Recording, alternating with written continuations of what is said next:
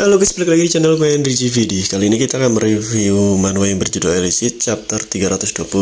Di sini kita melihat perkembangan jiwa atau kekuatan jiwa yang sudah mulai di up ya powernya, dan mungkin udah waktunya ambil bagian disorot karena kan dari kemarin chapternya tentang Kaiden terus ya kan, dan sekarang giliran jiwa yang sekarang yang udah punya beban baru, mungkin udah punya kekuatan baru juga ya, karena sekarang si Kaiden udah bisa ngalahin dua Awaken di dunia, peringkat di dunia, apalagi dia udah cari masalah sama para top 10 ya, bukan hanya 1, 2 doang, 3 doang di sini. Nah makanya di chapter sebelumnya kita diliatin si jiwa itu ditantang oleh salah satu, siapa namanya ya, gue lupa ini dia dari mana, tapi kalau dari anggota frame gak mungkin sama anggota Awaken dunia, sepertinya dia juga Awaken di dalam Korea ya, yang emang benar-benar pengen tahu kekuatan dia sama si jiwa ini udah berapa tingkatan ya.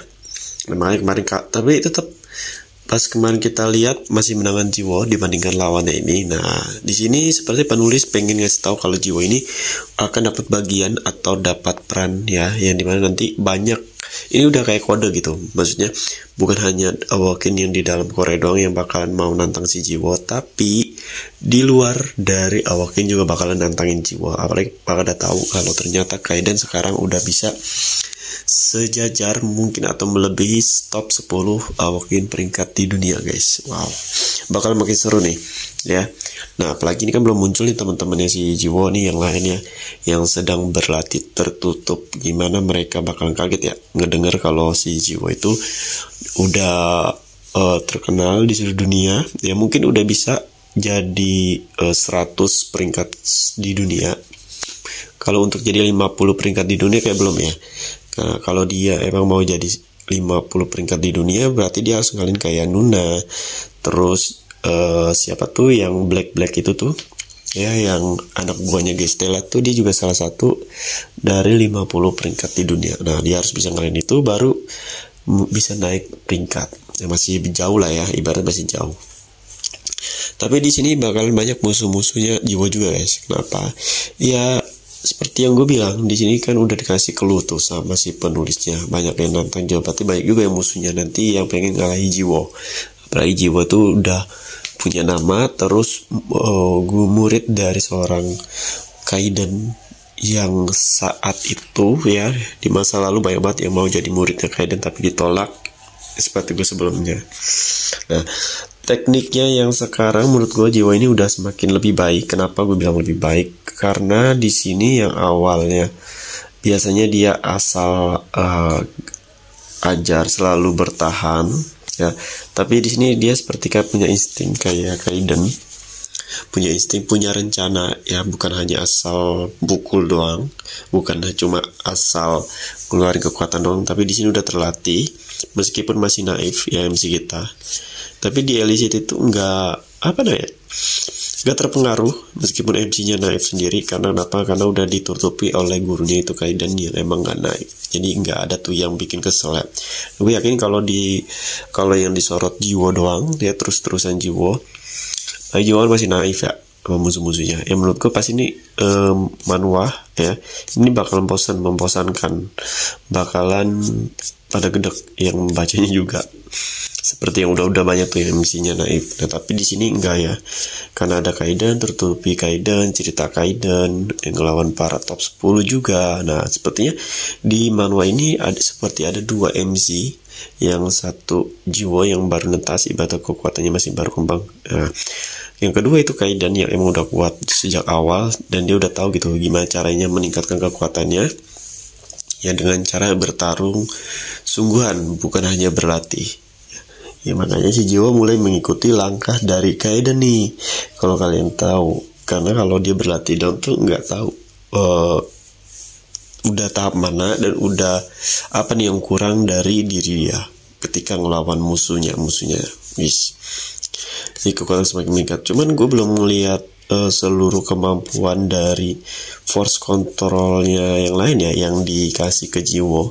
Contohnya seperti siapa tuh Pluton, terus Nuna, kayak kakek yang itu. Kalau Kaiden kan udah ya. Catherine. Gue kayak dia belum ngeluarin 100% guys di sini kayaknya ya.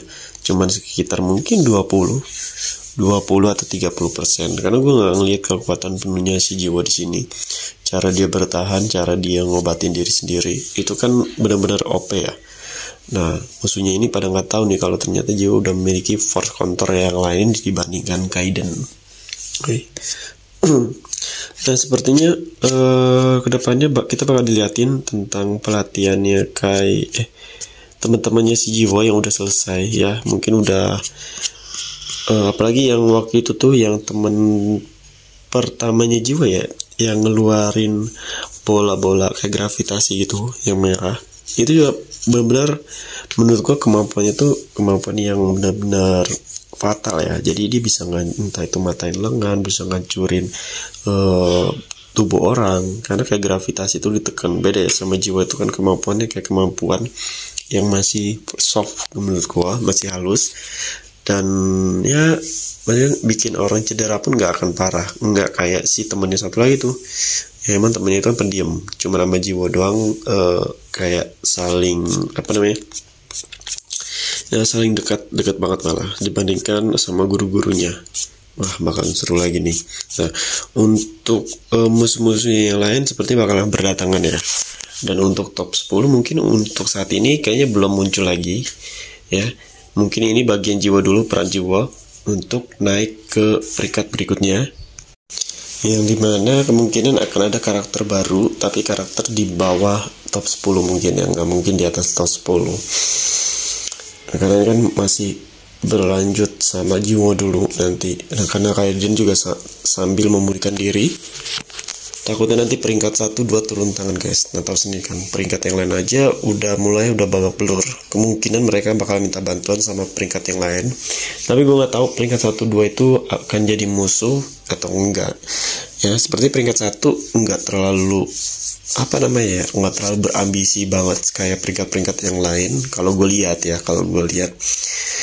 peringkat lain kan kayak berambisi mau ngedapetin force control Kaiden dan teliti lah kenapa dia bisa sekuat itu. Oke, mungkin cukup sampai sini yang bisa gue kasih tahu kalian. Jadi kalau kalian ada pertanyaan atau ada request bisa DM gue atau bisa di kolom komentar video ini. Yang mau belajar desain ilustrasi, website, aplikasi, UX UI dan desain grafis bisa cek di playlist YouTube gue.